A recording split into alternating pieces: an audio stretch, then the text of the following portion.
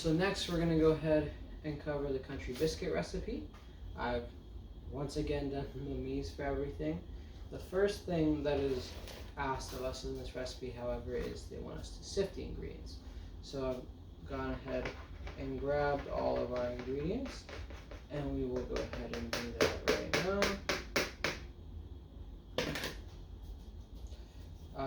I do not have an official sifter, but however, I found this has worked very, very well since it is a extremely small strainer. I'm not sure if it's actually also supposed to be doubled as a sifter, but I can definitely see why it would be. So yeah, this is going to take a little longer just because it's the 10 ounces of flour. But outside of that, we're going to go ahead and add our salt, our sugar, our baking powder, and then we're going to go ahead and cut in the butter. For me, I already gone ahead and pre-cut the butter here, so that way it'll actually be easier to cut in the butter as the recipe states later, because in that way it's already separated. Okay, so that's been fully sifted. Now we're going to go ahead and sift these products, making sure to dump the clumps that we sifted out there.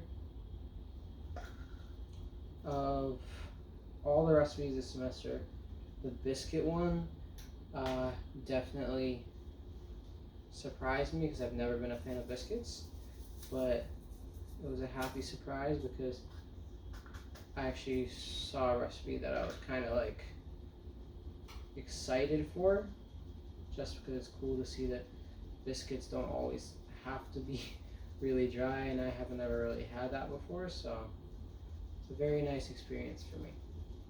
But after sifting this, I'll go cut in the butter, and we will cut to the next major step of this process. So I've gone ahead and I cut the butter in until it's become mealy. I really like that word because that's probably one of the most descriptive things that I always have a hard time describing when it comes to different recipes. But I went ahead and got that taken care of. Next we're going to be adding the milk and stirring. And we just add it until it just comes together.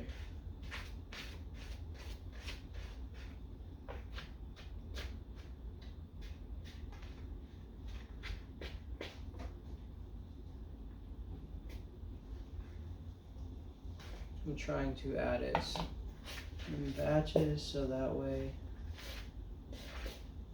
it fully covers and gets absorbed.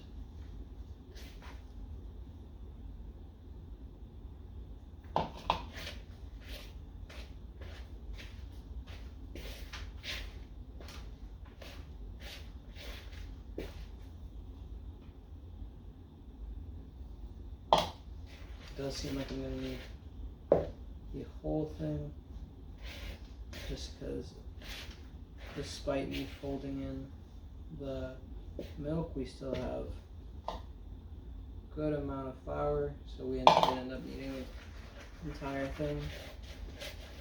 The flour will be sticking to the sides, and that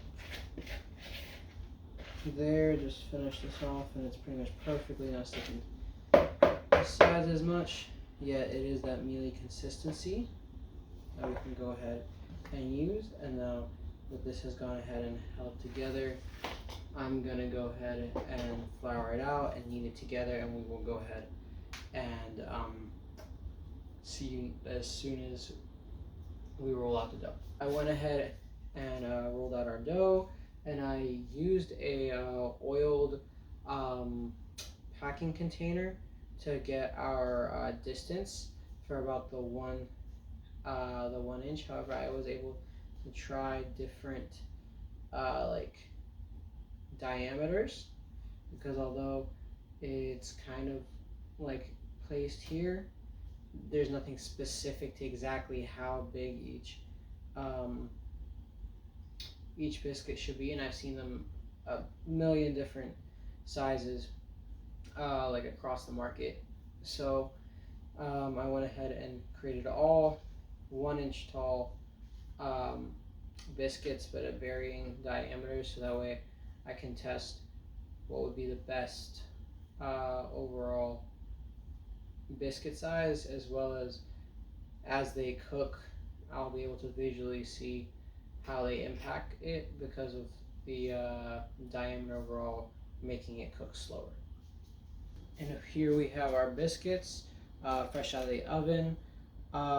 Because I noticed that it was starting to go ahead and cook through, I did brush the tops with a little bit of extra butter towards the end, within like the last 5 minutes, 3 minutes, and let that cook, so that way the tops ends will go ahead and brown nicely. They came out very nice in color and even in texture, because when you go in, you can feel it, that it's soft and it's not just dense.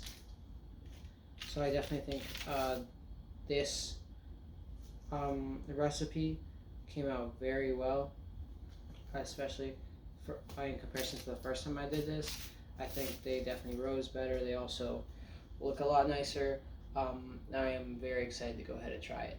But these are the country biscuits, and I have the convenience biscuits in the oven. I will go ahead and compare those in the next video.